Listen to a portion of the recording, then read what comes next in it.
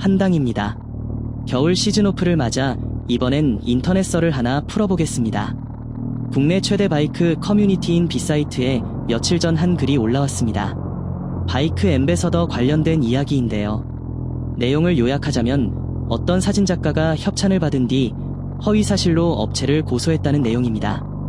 내용을 좀 살펴보면 해당 사진작가가 앰베서더로 활동할 경우 지원받을 내용을 상세히 적은 문건이 공개되었는데요.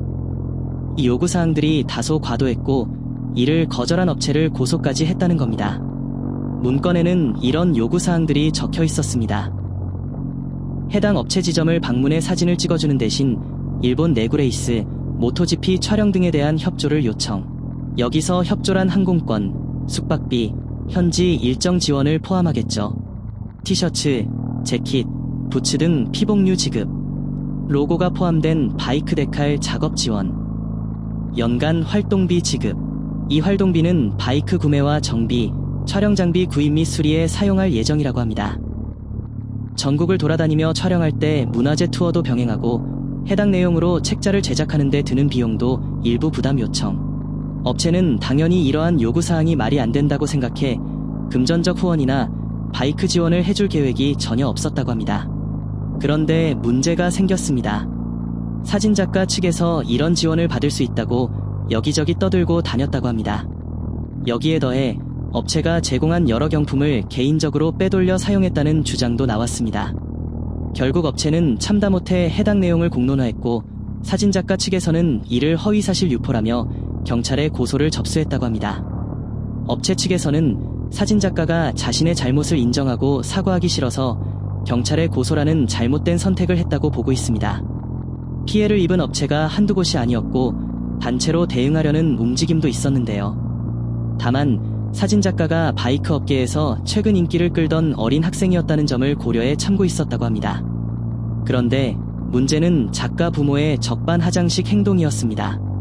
업체가 남은 경품 반환을 요청하자 작가 부모는 법무법인 상호와 주소를 사칭하며 경품을 반환했다고 합니다. 겁을 주려는 의도였을까요? 결국 업체는 공론화를 통해 비판을 이어갔고 업체 대표는 자신도 아이를 키우는 부모라며 부모라면 자식을 위해 무엇이 옳은지 잘 생각해보길 바란다는 말을 남겼습니다. 앞으로의 진행 상황도 업데이트하겠다고 밝혔습니다. 여기까지가 이번 사건의 전개입니다. 저도 요즘 인스타그램이나 스레드 같은 SNS를 활용하려고 노력하고 있습니다. 제 유튜브를 한 명이라도 더 봐주셨으면 하는 마음에서요. 그런데 SNS를 보다 보면 업체로부터 지원을 받는 사람들이 정말 많더라고요. 팔로워가 많으면 노출 효과가 커지니까 판매에도 도움이 된다는 걸 업체들이 활용하는 거죠. 요즘은 연예인뿐만 아니라 일반인이라도 바이크를 지원받는 경우가 늘어나고 있습니다.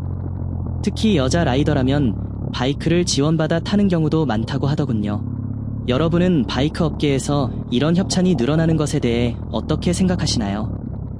아마 저를 포함한 99%의 바이크 라이더는 협찬을 전혀 받지 않는 사람들이 대부분일 거라고 생각합니다. 개인적으로 협찬받는 분들이 부럽긴 하지만 그만큼 능력이 있으니까 그런 혜택을 받는 거라고 생각해요. 하지만 이번 사건처럼 과도한 요구는 자제해야 한다고 봅니다. 이상으로 한당의 바이크판 썰이었습니다. 구독과 좋아요 부탁드립니다.